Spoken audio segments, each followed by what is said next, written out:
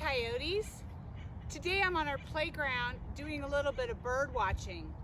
This morning I've already seen a scrub jay, a woodpecker, a crow, and a little sparrow, just in a few minutes of being outside. Birds are pretty amazing, and scientists believe there are between 9,000 and 10,000 different species of birds that are living all over the world. So, do you know what makes a bird a bird? Well, it's its feathers. Birds have feathers for many reasons. They help them fly, they help them be more aerodynamic so they can cut through the wind, they keep them warm in winter, and they allow birds to show off. Can you think of some different birds that do have some really beautiful feathers? Maybe like a male peacock or a male mallard? Have you ever wondered why the males have the beautiful colors and the females don't? Well, it's very biological, actually. The males are trying to attract a girlfriend to get married and live happily ever after. And the females are more browns so that they can camouflage, especially when they're building their nests and while they're hatching their eggs and taking care of their babies. So it's a type of adaptation.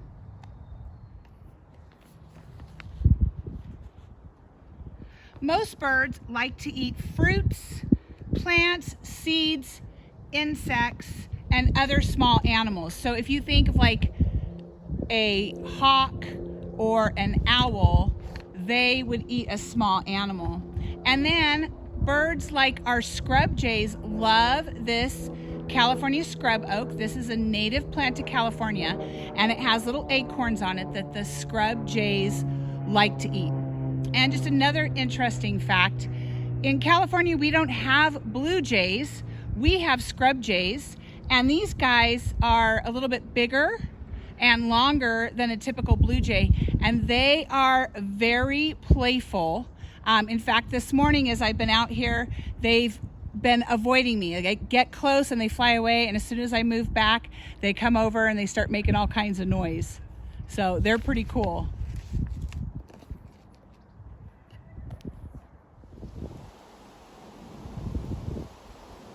One of my favorite birds is the hawk. I just love how majestic they are, how they soar above, and how they can hunt. This one is in a tree right outside of our school. Here's my friend Cassie to tell us a little bit more about a hawk that landed in her yard. Hi Kimbark Critters, Cassie Callahan here. I live in Hesperia, California. And every year we have Cooper's hawks that nest in the pine trees in our backyard, which is really, really cool because all year long we can see the Cooper's hawks drinking out of our bird bath, bathing in the bird bath, and we can see them out hunting for their food. Cooper's hawks eat mainly small to medium-sized birds, sometimes larger birds.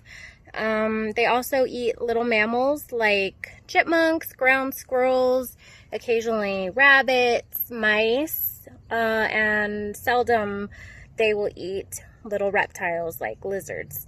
So the cool thing about Cooper's hawks, also dangerous for them, they learn to fly from the ground up. So in June, that is when baby Cooper's hawks will take flight school. So we'll see baby Cooper's hawks on the ground. However, we should know that doesn't mean that they are abandoned. Mom and dad bird are in the trees nearby and will still tend to the baby hawks as needed, bringing them food and teaching them to fly. So today I saved this baby Cooper hawk from our pet dogs twice. And I'm going to go show you the Cooper hawk in the bird bath at the moment. He has feathers in his mouth. Yeah, there's some feathers in his mouth, That's not gonna hurt him. You can see he's watching me, making sure I'm keeping my distance. I want to pet him in the video.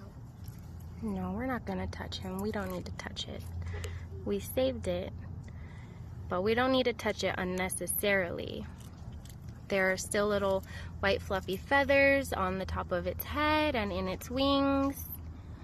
And if you see a baby Cooper's hawk on the ground and it looks like it's in trouble, maybe it's going to get attacked by something, we should put like a shoebox or a small box up in a tree, secure it, and then put the hawk inside of it.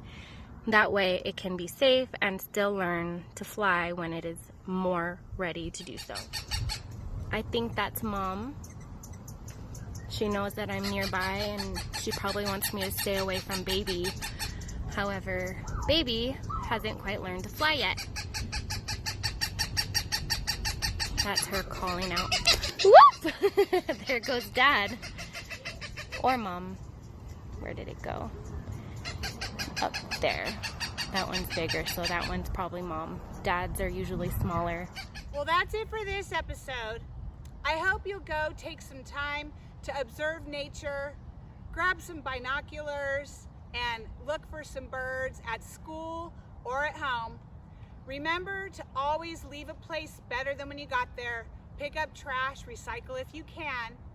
Make sure to share this video with your friends, like us on YouTube, and I'll see you next time.